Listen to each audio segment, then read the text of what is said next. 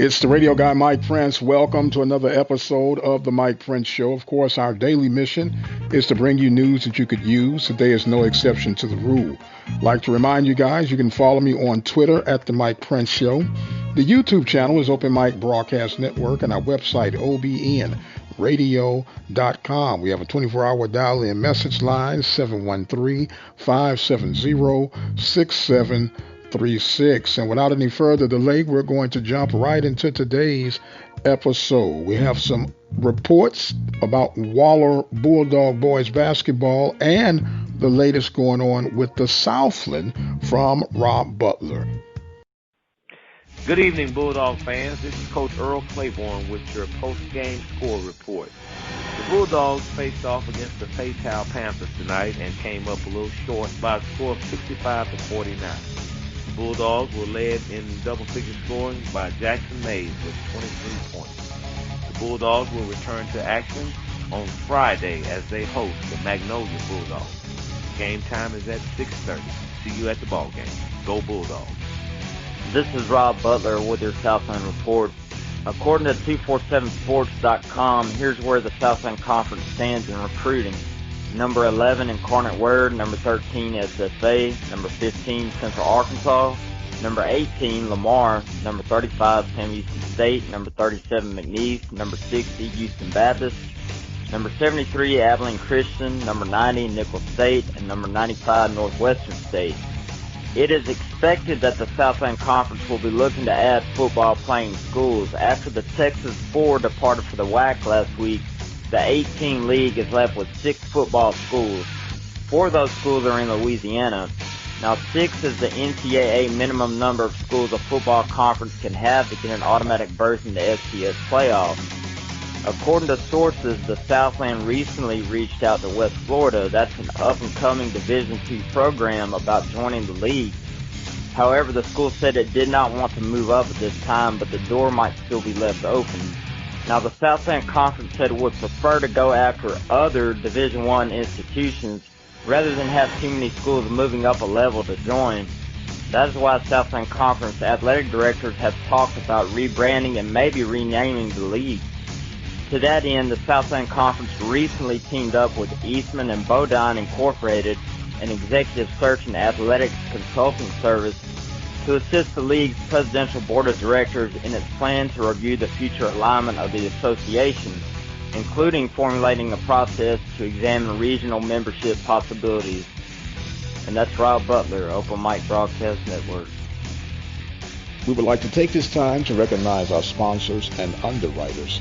Attorney Lee Van Richardson, Brazos Valley Schools Credit Union, Temple of Refuge Ministries, Reflections Paint and Body Shop, Diva Skin Conditioner, Helping Hands Lawn Service, Prairie View Athletic Club, The Purple Drip Daiquiri and Grill.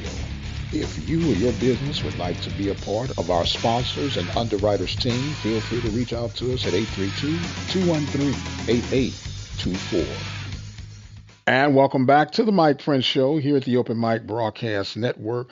We do thank Brother Rob Butler for all of his information that he shares with us. Thank Coach Earl Claiborne of the Waller Bulldogs for calling in with their scores and updates. Want to encourage you guys, if you're anywhere remotely close in the United States hemisphere, you can dial in on our 24-hour dial-in message line, 713-570-6736. Leave your information, whether you are a team fan, coach, administrator, whomever you are, and you have accurate information, we'd be more than happy to pass it along. That number again is 713-570-6736. Well, yesterday I stood corrected.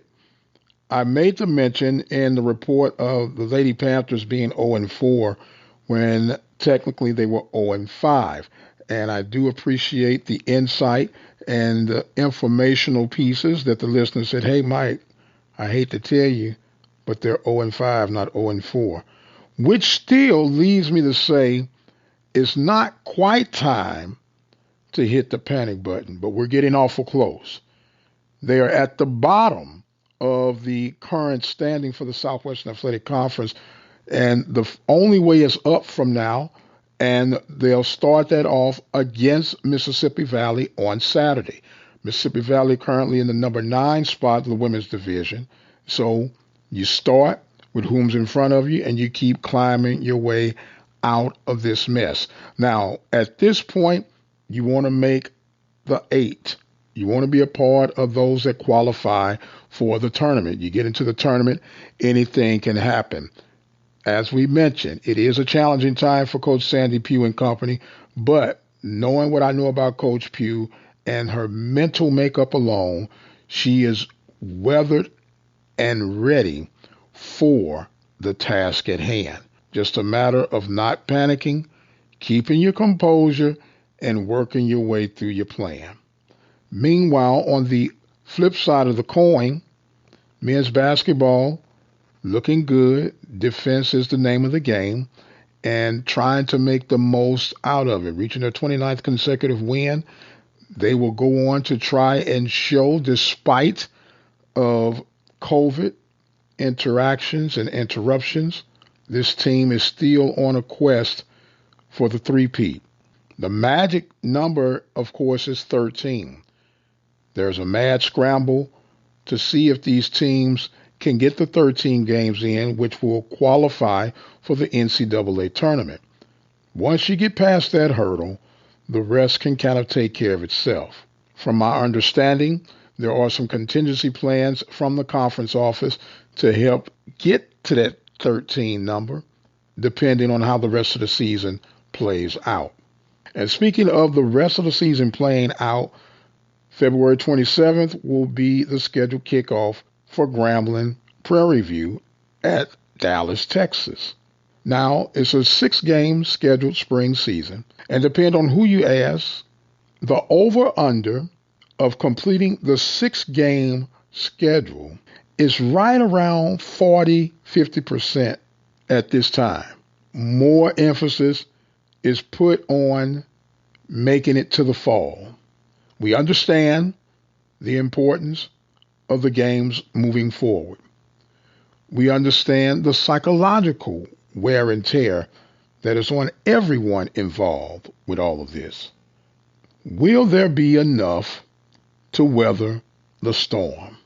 And speaking of weathering storms, it is obvious that the Southland Conference is in the middle of a storm. There have been talks with the current ADs that remain, 8 of them to be exact, 6 of them football-based programs, about the possibilities of rebranding, realigning the conference by changing the entire name. Not quite sure what changing the name of the conference would do, but I can understand the realignment and the rebranding of building institutions to be a part of what we now know as the Southland Conference. Of course, there have been discussions with D2 programs, but that would really be a very long journey approach of trying to rebuild the conference. It would be ideal if they could find some Division I programs that wouldn't mind making the transition.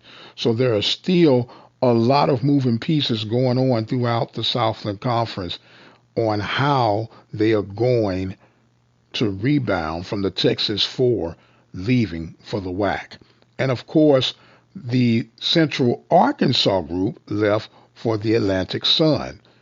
So 5 institutions in a matter of 24 hours vacating the premises of the Southland Conference, definitely a time of concern.